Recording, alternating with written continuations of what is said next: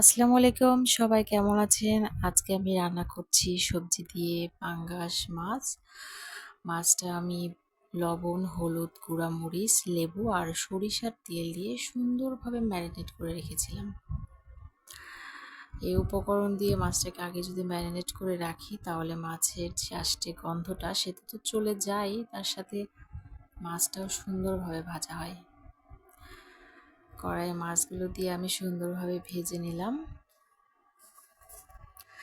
এরপরে দিয়ে দিচ্ছি কালো জিরে ফোড়ন।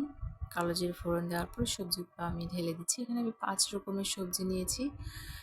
সবজিগুলো তেলে দেওয়ার পরে আমি 3-4 মিনিটের মতো এভাবে আমি নেড়েচেড়ে এটাকে একটু ভেজে নিব আর কি। খুব বেশি কড়া করে ভাজবো না, হালকা একটু আর কি। তারপরে এর মধ্যে আমি দিয়ে দিচ্ছি স্বাদ মতো লবণ, দিলাম 1 চামচ হলুদ, হাফ চামচের মতো গুঁড়া মরিচ, হাফ চামচ আদা বাটা, 1 চামচ রসুন বাটা,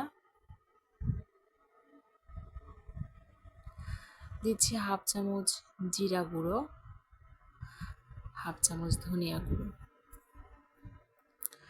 আর দিলাম পেঁয়াজ বাটা আর কাঁচামরিচ বাটা।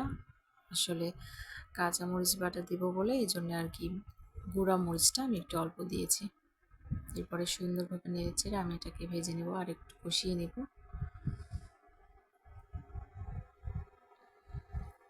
এরপরে একটু নেড়েচেড়ে আমি এটাকে 2 মিনিটের জন্য একটু ঢাকা দিয়ে দেব।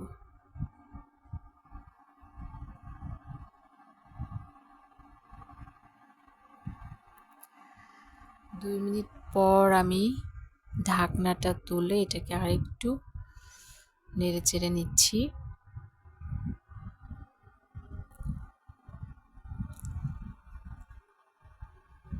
এই পর্যায়ে আমি এটার মধ্যে দিলাম ছোট 2 টুকরো দারচিনি, 1টা লবঙ্গ, 2টা গোলমরিচ আর 1টা এলাচ।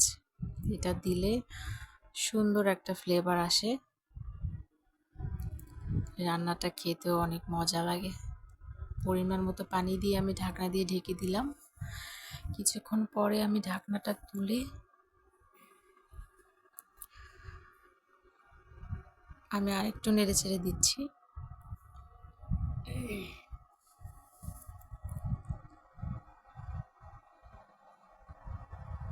এই পর্যায়ে আমি ঝোলের জন্য পানি অ্যাড করলাম।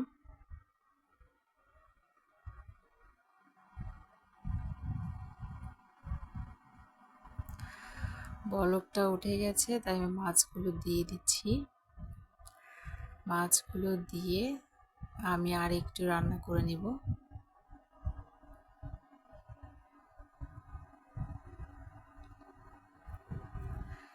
রান্নাটা প্রায় আমার কমপ্লিটের মধ্যে। দিয়ে দিলাম আস্ত কিছু কাঁচামরিচ।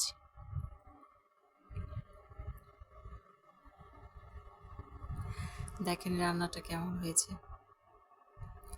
ভিডিওটি ভালো লাগলে অবশ্যই লাইক এবং সাবস্ক্রাইব করবেন। সবাই ভালো থাকবেন। আসসালামু আলাইকুম।